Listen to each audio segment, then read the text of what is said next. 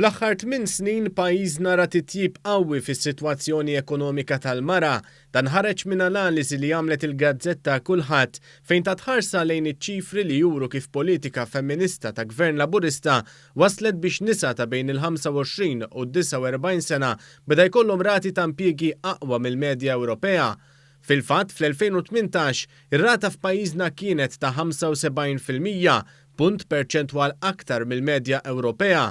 Dan b'differenza għar-rati tal-2012 fejn f'Malta l-ammont tan-nisa fl-impjieg kien ta' 61%, 10% anqas mill-medja Ewropea. L-ammont ta' nisa b'edukazzjoni terzjarja ukoll laħaq il-medja Ewropea u huwa ta' 46%. Ġie notat ukoll li waqt li l-ammont ta' nisa jaħdmu żdied b'aktar minn 60% mill-2012 lil hawn, in-nisa f'pożizzjonijiet professjonali u jew maniġerjali żdiedu b'75%.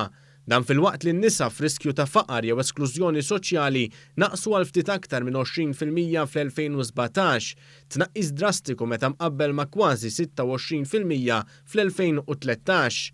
Ir-rata ta' nisa b'ċaħda materjali severa niżel għall-inqas livell tiegħu fl-2018 b'livell ta' 3.4%, dan b'differenza l 5 snin qabel fejn ir-rata kienet taqbes l-10%.